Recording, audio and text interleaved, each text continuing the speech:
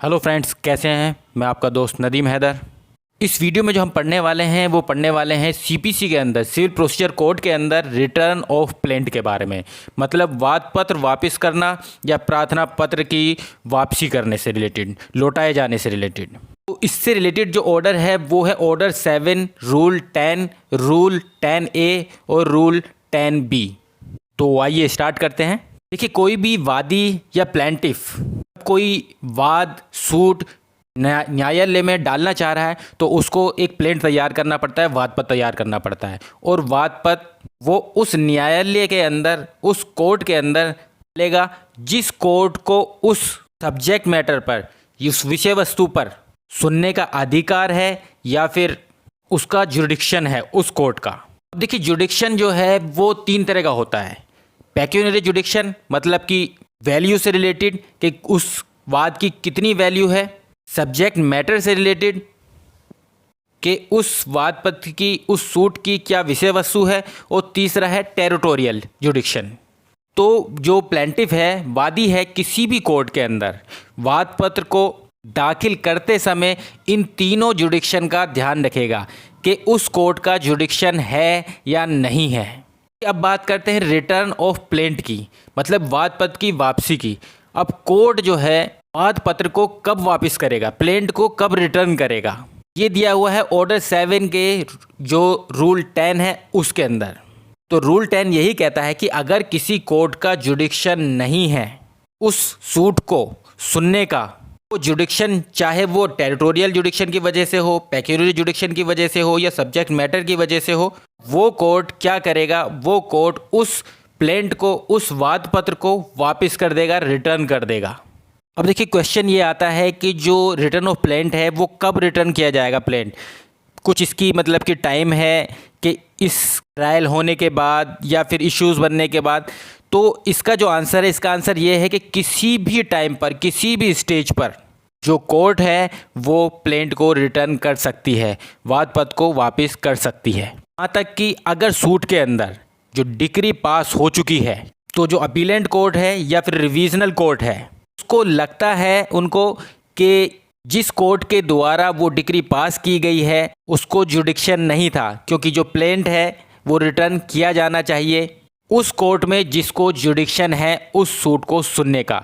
तो जो appellate court है और रिविजनल कोर्ट है तब भी उस डिक्री को सेट असाइड करने के बाद रिटर्न ऑफ प्लेंट का, जो वाद पत्र की वापस करने का जो ऑर्डर दे सकती है। जो ऑर्डर 7 है उसका रूल 10 साथ साथ ये भी बताता है कि क्या प्रोसीजर होगा रिटर्न करने का। तो इसका ये प्रोसीजर है कि जब जो भी जज उसको रिटर्न करेगा, जो भी कोर्ट रिटर्न करेगी, तो वो जज प्लेंट को रिटर्न करते समय ये चीज़ मेंशन करेगा प्लेंट जो है किस डेट में प्रेजेंट किया गया था और किस डेट में रिटर्न किया जा रहा है, किस पार्टी के द्वारा प्रेजेंट किया गया था और किस रीज़न से वो प्लेंट जो है रिटर्न किया जा रहा है। तो ये सारी चीज़ मेंशन की जाएगी। अब बात करते हैं ऑर्डर 7 का जो रूल 10A है।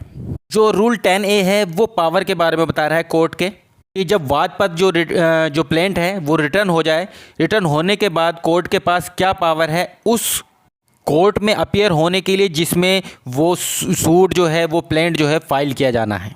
तो जो 10A है, 10A ये कहता है, रूल 10A, उस सूट के अंदर जिसमें जो डिफेंडेंट है वो प्रेजेंट हो जाता है, मतलब जो डिफेंडेंट है वो अपीयर हो गया सूट के अंदर, जिस सूट के अंदर। देखिए, 2 चीज़ हो सकती हैं। जब डिफेंडेंट अपीयर हो गया तो या तो कोर्ट जो है सुमोटो एक्शन ले, उस कोर्ट को ही लग रहा है कि ये जो प्लेंट है इस कोर्ट के अंदर दाखिल नहीं किया जाएगा, फाइल नहीं किया जाएगा, बल्कि दूसरी कोर्ट के अंदर, क्योंकि इस कोर्ट को इस प्लेंट को सुनने का जुडिक्शन नहीं है। और दूसरी सिचुएशन ये हो सकती है कि जो डिफेंडेंट है, क्योंकि वो इस सूट के अंदर अपीयर हो चुका है, तो वो भी एप्लीकेशन लगा सकता है प्लेंट को रिजेक्ट होने के लिए, वापस करने के लिए। तो दोनों ही सूरतों में जो कोर्ट है प्लेंटिफ को इसके बारे में इंटीमेशन देगी, इन्फॉर्म करेगी। अगर प्लेंटिफ को नहीं पता, उसको इन्फॉर्म किया जाएगा रिजेक्शन ऑफ प्लेंट के रिलेटेड। उसका जो प्लेंट है वो रिटर्न किया जा रहा है। अब जो प्लेंटिफ है उसको पता चल गया कि उसका जो प्लेंट है वो रिटर्न किया जा रहा है, उसका वाद पर जो रिटर्न किया जा रहा है, तो जो प्लेंटिफ है वो अपनी तरफ से भी जो एप्लीकेशन दे सकती है कोर्ट के अंदर वो कोर्ट से ये कह सकता है वो प्लेंटिफ उस एप्लीकेशन में कि किस कोर्ट में उसको जो उसका प्लेंट है जो वो रिटर्न किया है उसके द्वारा वो किस कोर्ट में प्रेजेंट करना चाहिए, किस कोर्ट में प्रेजेंट करे वो। साथ साथ एप्लीकेशन में मतलब कि ये चीज़ भी मैच कर सकता है कि किस कोर्ट में करे, उसके उसमें डेट फिक्स कर दीजिए कि किस डेट में उस कोर्ट के अंदर पार्टीज अपीयर हों। इस चीज़ का नोटिस जो है वो डिफेंडेंट को भी भेज दीजिए ताकि डिफेंडेंट को भी पता चल जाए किस डेट में उसको दूसरी कोर्ट में प्रेजेंट होना है, जो प्रॉपर कोर्ट है। उसके बाद क्या होगा, उसके बाद ये होगा कि कोर्ट को जब एप्लीकेशन मिल जाएगी प्लेंटिफ की, या फिर अगर प्लेंटिफ एप्लीकेशन नहीं दे रहा इस चीज़ के लिए, तब भी कोर्ट ये चीज़ मेंशन करेगी कि उसका ग्राउंड नहीं है, मतलब कि उस कोर्ट को जुडिक्शन नहीं है उस सूट को ट्राई करने के लिए, और वो कोर्ट जो है उसको ये पावर है कि वो डेट फिक्स कर देगी उस जो प्रॉपर कोर्ट है उस कोर्ट में अपीयर होने के लिए। इसके साथ साथ जो प्लेंटिफ और डिफेंडेंट है उसको जिस डेट में उस दोनों को, प्लेंटिफ को और डिफेंडेंट्स को, जो कोर्ट में पेश होना है उस डेट का नोटिस देगी, मतलब इसके बारे में इंफॉर्म करेगी कि किस डेट में उनको प्रेजेंट होना है उस प्रॉपर कोर्ट के अंदर। और अगर डिफेंडेंट को नोटिस दिया गया है इस चीज़ के बारे में, डेट के बारे में, तो वो नोटिस एक तरह से समन ही माना जाएगा। मतलब कि जो न्यू कोर्ट है वो अलग से समन भेजने की ज़रूरत नहीं है उसको, प्लेंटिफ को, वो सॉरी डिफेंडेंट को। कि नई कोर्ट में गए हैं, प्रॉपर कोर्ट में गए हैं, तो वो प्रॉपर कोर्ट जो है या नई कोर्ट जो है फिर से उसको समन भेजे डिफेंडेंट को बुलाने के लिए, तो ऐसा नहीं है। पुरानी कोर्ट के द्वारा जिसने रिटर्न किया था प्लेंट, उसने जो नोटिस दिया है वो नोटिस ही समन के तौर पे माना जाएगा उस कोर्ट के लिए, दूसरी कोर्ट के लिए जो प्रॉपर कोर्ट है।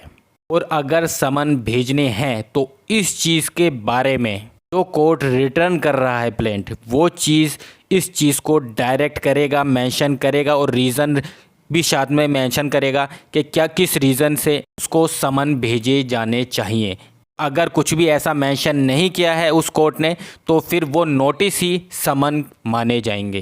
कि इस रूल में 10A में जो इम्पोर्टेंट चीज़ ये है कि जैसे मैंने आपको बताया था स्टार्टिंग में, इस 10A में रूल में कि जो प्लेंटिफ है वो भी एप्लीकेशन दे सकता है कोर्ट में, तो उसको बताया जाए कि किस कोर्ट में वो जो है प्रेजेंट करे प्लेंट को, या फिर डेट फिक्स करने के लिए और सब चीज़ों के लिए, या डिफेंडेंट को नोटिस करने के लिए। तो अगर जो प्लेंटिफ है वो एप्लीकेशन दे रहा है तो उस केस में वो अपील के लिए नहीं जा सकता। इस चीज़ की अपील नहीं कर सकता, जो रिटर्न ऑफ प्लेंट का जो ऑर्डर है, वाद पत्र जो वापसी का जो ऑर्डर दिया गया है जज के द्वारा, कोर्ट के द्वारा, उसकी अपील में वो नहीं जा सकता अगर वो खुद एप्लीकेशन दे रहा है प्लेंटिफ। तो अब बात करते हैं ऑर्डर 7 का जो रूल 10B है। देखिए जिस तरह से जो 10A है वो कोर्ट की पावर के बारे में बता रहा है, जो कोर्ट प्लेंट को रिटर्न कर रही है, वापस कर रही है। इसी तरह जो 10B है वो अपीलेंट कोर्ट जो है, जो अपीलेंट कोर्ट है उसके पावर के बारे में बता रहा है। अब सपोज करिए कोई प्लेंटिफ है, वादी है, उसने अपना प्लेंट फाइल किया कोर्ट के अंदर। अब कोर्ट को ये चीज़ लगी कि उसको जुडिक्शन नहीं है, अब उसने उसका जो प्लेंट है, जो वाद पत्र है, वो वापस कर दिया, रिटर्न कर दिया। जो प्लेंटिफ है वो इस ऑर्डर के अगेंस्ट अपील में चला गया। जैसे एक एग्जांपल दे रहा हूँ आपको समझाने के लिए, सिचुएशंस और भी हो सकती हैं।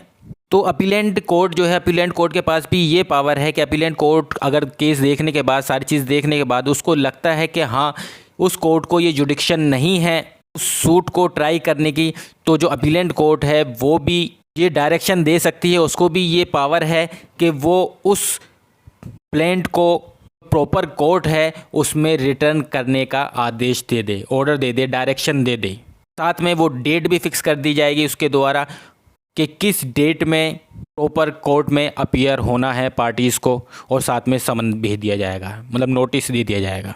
पर देखिए अपीलेंट कोर्ट के द्वारा जो ये ऑर्डर दिया जाएगा, ये डायरेक्शन दी जाएगी, डायरेक्ट किया जाएगा प्लेंटिफ को कि वो दूसरी प्रॉपर कोर्ट में प्लेंट को प्रेजेंट करे, फाइल करे, तो ये subject to the provision of limitation act 1963 इसके अंदर रहते हुए ही ये डायरेक्शन दी जाएगी। मतलब लिमिटेशन एक्ट के अंदर रहते हुए ही वो अपीलेंट कोर्ट उस प्लेंटिफ को डायरेक्ट करेगी कि वो प्रॉपर कोर्ट में रिटर्न, मतलब कि प्रॉपर कोर्ट में फाइल करे उस प्लेंट को।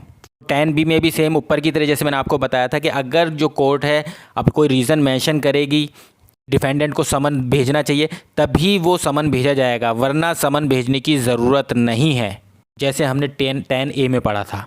इन शॉर्ट जो 10B है रूल, वो यही कह रहा है कि अगर जो अपीलेंट कोर्ट है उसको ये लगता है कि जो प्रीवियस कोर्ट के द्वारा जो रिटर्न ऑफ प्लेंट का जो ऑर्डर दिया गया है, वाद पत्र वापसी का जो ऑर्डर दिया गया है वो करेक्ट है, वो प्लेंटिफ को ये डायरेक्ट करेगी लिमिटेशन एक्ट के अंदर रहते हुए कि वो प्रॉपर कोर्ट के अंदर जाकर प्लेंट फाइल करे, और वो डेट फिक्स कर देगी कि किस डेट को उसको प्रॉपर कोर्ट में पेश होना है, अपीयर होना है पार्टीज़ को।